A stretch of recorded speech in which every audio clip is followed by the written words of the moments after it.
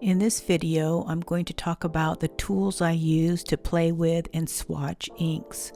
And I'll be introducing the Kakimori Brass Nib and the new Sailor Hocoro Dip Pen.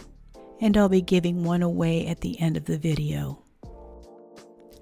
At this time of year in Japan, everybody is sakura or cherry blossom crazy. Even in the stationery stores, they sell stickers and stationery and even ink in the sakura color. So in this spirit, I'll be using Graf von Faber-Castell's Yozakura. And I chose this ink because it's a little bit of a touchy ink. It's a very thin, light ink.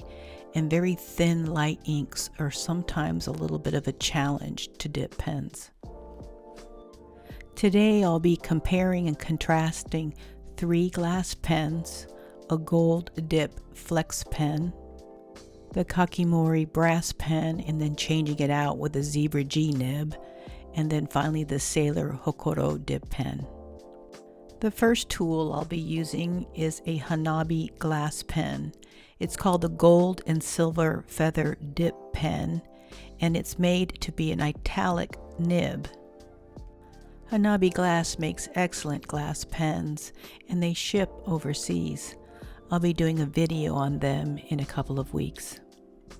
When I use these dip pens, I use 3 Old Spice bottles filled with water, and then I wipe the ink off the dip pen, and then dunk it in the first bottle, and then wipe the nib again, dunk it in the second bottle, and then wipe the nib again, and then dunk it in the third bottle. And that usually keeps these nibs pretty clean between ink changes. As you can see from this bottle here, this ink is a very thin, light ink, but this Hanabi glass pen handles it just fine. One of the reasons to use a glass pen is that it is a very smooth writing experience if it's a good glass pen. And also, the glass pens are all just beautiful, and they also kind of make a kind of singing noise. You can hear it here on this close-up, and it's not scratchiness, it's just a little bit of reverberation inside of the pen.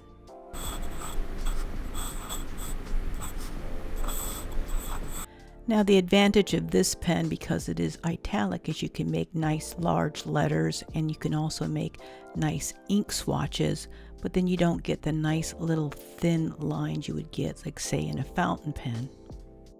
Also, glass pens are fragile, and so if you wanted to travel with it, it would be nice to have a cap. Well, this pen does have a cap. It's the Helico Olive Water Mesh Glass Pen. So what I'm getting here is a nice, really fine nib, and then a cap to travel with this pen. As you can see here, it's a very fine line, but in this lighter colored ink, you're not going to be able to see it as well. But the problem is it's hard to make ink swatches with this really fine line. I'm sitting here trying to make a little ink blob here. Both of those glass pens you're going to pay over $100 for, but this one is a little under $25, and it's also capped. It's the Moonman N6, but I got mine for free from Jacob of Food-A-Fan. It said in the write-up that it was a glass nib, but it sure felt like it was an acrylic nib. It just felt that way and wrote that way. But for $25, this is a pretty good deal. This writes smooth, but it's almost a strange feedback. But since it's a little bit wider nib, making a swatch was a little bit easier. All 3 glass pens handled this thin ink really well. Next up is a 100-year-old antique gold dip pen. The handle is mother of pearl, and the nib is 14 karat in its flex. I got this, I think, on eBay maybe 10-15 years ago, and I believe it was over $100. It handles all kinds of ink, and I found it to be the best dip flex pen, more so than say a zebra nib or something. The writing is ultra smooth with this dip pen, and the nice thing, you can flex with it, but this is where you see the weakness on all dip pens, that when you do use these thin inks, they kind of blob up, like you can see that little area right there.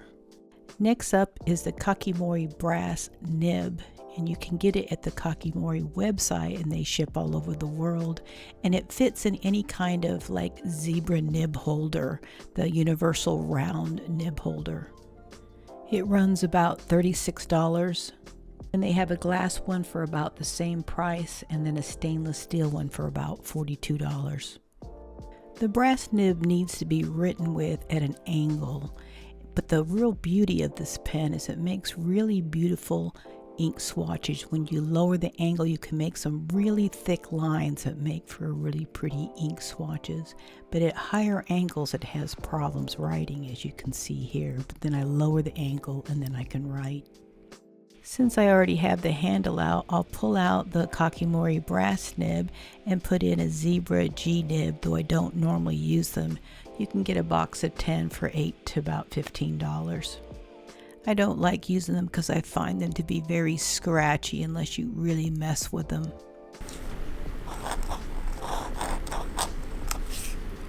And more than the other nibs, they seem to be challenged by these very thin and many times chromo shading inks. This magazine shows the top stationery products that Japanese stationery stores choose. And the winner in the fountain pen category is the new Sailor Hocoro Dip Pen. This came out maybe about a month ago, and it's about $12 for this plastic nib holder and one nib. You can either get it in a fine point nib or a 1.0 millimeter stub. You can also purchase nibs separately for about $8. So you can, like, say, get one with the 1.0 millimeter nib and then buy the fine point nib separately. It comes in either a white body or this gray body, and this is how it looks in my hand. The nib pops in and out of the handle and can be stored with the nib inside the handle for when you want to, like, go someplace or travel. This is what it looks like with the nib stored inwards, so you can, like, not have the nib just hanging out. Also, take a look at both ends. There's a little bit of a flat spot on both ends, and that keeps the pen from rolling. Here's a close-up of the nib inverted into the handle and a close-up of that flat spot that keeps the pen from rolling off a table. The nib and the barrel both have a flat spot, and you need to line them up to put the nib in. When I looked closely on the other end of the pen, here where it says Sailor Japan, you see this little cap thing, and I thought it would be cool if you could carry the other nib on that end of the pen. So I gently pried that end off, and sure enough, the whole barrel is hollow.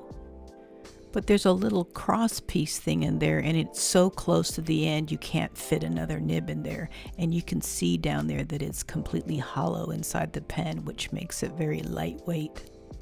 Since the little plastic section that holds the nib is also hollow, if you were to rinse the pen out under, like, say, a faucet with the nib up, you're going to fill that pen up with water. So rinse the nib with the nib pointing down. One of the things they tell you is when you dip this nib into the ink, dip it all the way up to that heart breather hole. Here I'm using the fine point nib in the Hocoro, and you can see it really is a fine nib, and this light pink is hard to show up. Since it's hard to make an ink swatch with the fine nib, I put in the 1.1 and I'm writing a little bit with that and making an ink swatch. You kind of need the 1.1 to get a heavy ink application. I kind of wanted to put these tools through the paces for this video, so I thought we would try another difficult ink. You know, Tono and Limbs likes you to have fun with your inks, but only if it hurts. This is Hana Arashi, or Flower Storm, and it's one of those really thin, light inks, but it also has glitter in it. Okay, I'll speed this up. All three glass pens handled this thin, glittery ink very well, with the writing experience being the best with the Hanabi glass pen. And then with the Helico, it was very hard to see because it was such a thin nib, and it was a little bit easier to read with the Moonman pen. Both the Gold Flex Dip Pen and the Zebra G Nib had a little bit of problem on flexing. They railroaded and blobbed a little bit. Kakimori had initial problems writing letters because I held the pen too straight up, but then once I angled it down it was fine and it made beautiful swatches. And the fine nib on the Hocoro was very hard to see because it's a light glittery ink and it had problems making swatches. I just had to drip the ink on there, but it made the swatch a little bit easier to read with the 1.0 stub nib. You know those really wet inks that sheen a whole lot, and when you ink up your fountain pen you somehow get ink in your hair and you find it on the bottom of your feet? Well, those are just very easy inks to use with your dip pen, and so I thought since I had tried two difficult inks, I would try an ink that would work very easily. And this one is Institute Jadeite. It's a very saturated green with a really high amount of red sheen. I'll just show you the finished product on this. On the top was the Hanabi stub nib, and it was a beautiful writing experience, and it showed up the sheen really nicely. And right below that was the Helico glass pen, and it made a very thin, fine, beautiful line, much like you would see in a fountain pen. The gold dip pen wrote beautifully, didn't skip at all, and you can see that fancy writing there, Jadeite. That was with the gold dip pen and no railroading. Kakimori nib made some beautiful swatches. And this is where the Hocoro fine nib was very, very nice. It wrote much like a fountain pen, and then the 1.1 made some nice ink swatches. So for me, all around, if you want the best writing experience and the most fun, I would use a glass pen. But then if you were going to travel with this glass pen, make sure you get one that you can cap. And I think your best experience for flex with a dip pen will probably be some sort of vintage pen. And for ease of travel and for being able to do really pretty swatches very quickly, the Kakimori Brass Nib works for me. But when you write with it, you've got to make sure you write with an angle, and so you won't get as very clean lines with it. And for an inexpensive option, which you can travel very easily because you can invert the nib, and to be able to have both a fine and a 1.0 stub, then the Sailor Hocoro will work out really well for you. The only problem for me is that I got tired of switching between the fine nib and the 1.0 nib back and forth when I wanted to make a swatch or write. So at home, I just use a glass nib pen when I want to see what the pen looks like when you write, and then just dunk the Kakimori nib into the ink to make a swatch. I'm giving away a Sailor Hocoro, the one with the white body and a fine nib, and then I'm also including an extra 1.0 nib. So if you go over to my Instagram account and put a comment under the picture that has the Sailor Hocoro in it, I'll use a random comment picker and pick a winner and announce it on my next full-length video.